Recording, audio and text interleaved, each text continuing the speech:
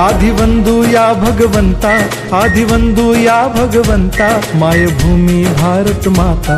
सर्व धर्म शांती समता, गुरुजन माता पिता, राष्ट्राचा पालन करता, निसर्ग अन्नदाता, वैज्ञानिक रक्षण करता, माता अन भगिनी भ्राता. स्मरू पुराण बायबल गीता, स्मरू पुराण Bible Gita.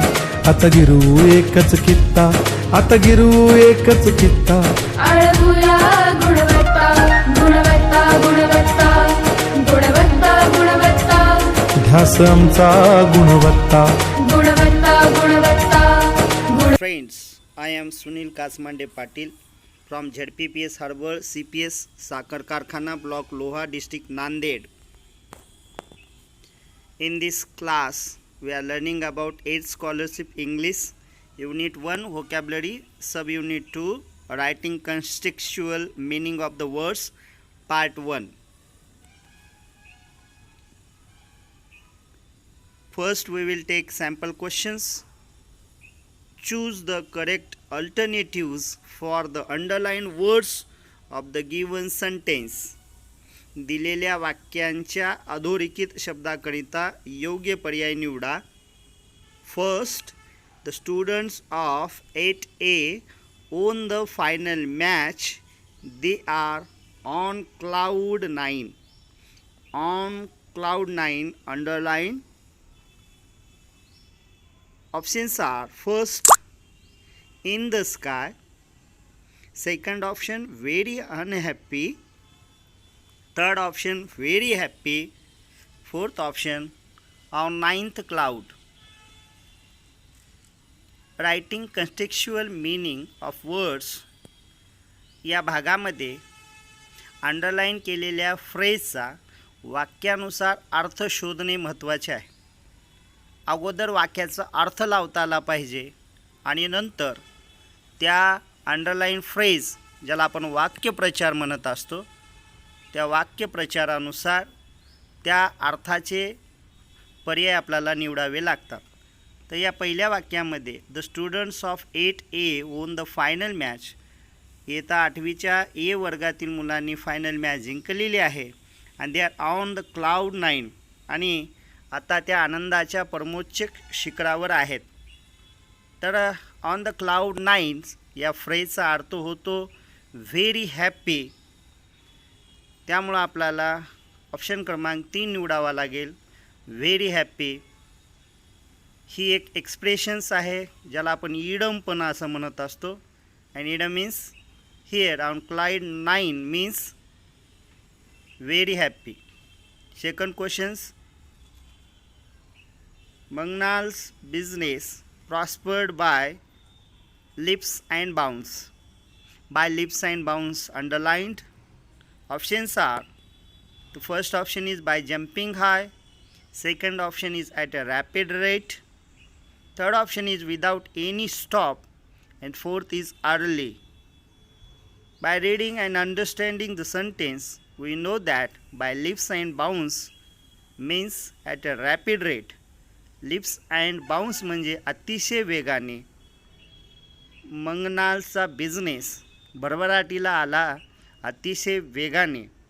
Bye leaps and bounds means at a rapid rate. Keep in mind.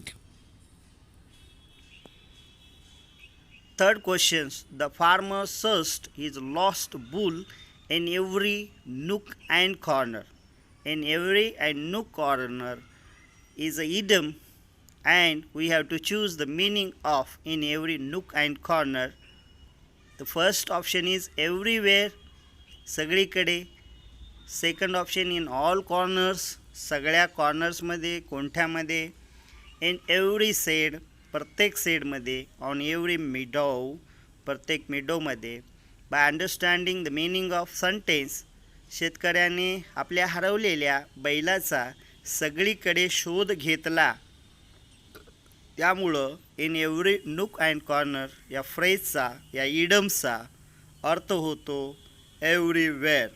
म्हणून ऑप्शन क्रमांक 1. Life is full of ups and downs.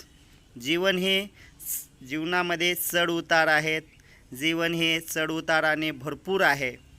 तर ऑप्शन्स आहेत high and low, good and bad fortune, third आहे dangerous, four आहे risky situations. तर या ठिकाणी याचा अर्थ होतो ups and downs means good and bad fortunes. Questions for practice. Choose the correct alternatives for the underline words of the given sentence. दिलेल्या वाक्यांच्या अधोरेखित शब्दांकरता योग्य पर्याय निवडा. He is lazy to the backbone. Choose 2 options. 2 पर्याय निवडा. लक्षात ठेवा 2 पर्याय निवडायचे आहेत. 1 truly, second up to the backbone, third sometimes, 4 completely. He is lazy to the backbone. तो पूर्णतः संपूर्णपणे आळसी आहे. म्हणून टू द बॅकबोन म्हणजे संपूर्णतः पूर्णपणे. या ठिकाणी 2 ऑप्शन येत आहेत. फर्स्ट आहे थ्रूली, सेकंड आहे आणि पुढचा ऑप्शन आहे फोर्थ क्रमांक completely. So our options are truly and completely. Keep in mind you have to choose 2 options. If you choose only one option, your answer will be wrong, and one answer if you choose correct and second option is wrong, then you will lose your marks. Second question, I feel like a fish out of water in this strange place. या नवीन ठिकाणी अनोळखी ठिकाणी माझी परिस्थिती पाण्याबाहेर असलेल्या माशासारखी झालेली आहे असा अर्थ होतो या वाक्याचा. As a fish in a net, as a rare fish in an uncomfortable position in the deep water. So like a fish out of water. The underlined phrase meaning is an uncomfortable position. Third questions. A car just brushed past me. It was a close saved indeed. Close saved म्हणजे संकटातून थोडक्यात वाचणे. A horrible accident, भयंकर असा accident. अ near danger, संकटाच्या जवळ. अ narrow accept, थोडक्यात बचाव. A great dash. सो तर या ठिकाणी क्लोज सेव्ह या फ्रेजचा अर्थ होतो a narrow escape. Fourth options, all our efforts to persuade her to join us were in when. Pursued म्हणजे मनवळवणे आणि इन व्हेन म्हणजे व्यर्थ जाणे. तर चूज 2 ऑप्शन्स. 2 पर्याय निवडायचे आहेत. तिथं पण without success, difficult, of no use, successful. So in vain याचा अर्थ होतो वाया जाणे म्हणजे without success and of no use. Fifth questions, all of us gathered together and completed the project. It is rightly said that many hands make work light. Many hands make work light. एकीमध्येच बळ आहे असा अर्थ होतो याचा. Many people work together. Unity is the real strength. Work becomes easy in the light. We need many hands for doing work. The option second, unity is the real strength. एकीतच बळ आहे, लक्षात ठेवा. 6, I felt very much at home at my friends native place. At home म्हणजे घरासारखे वाटणे. The happy, uneasy, comfortable आणि disturb. At home आपल्याला घरी कम्फर्टेबल वाटतं म्हणून 6th ऑप्शन आहे कम्फर्टेबल.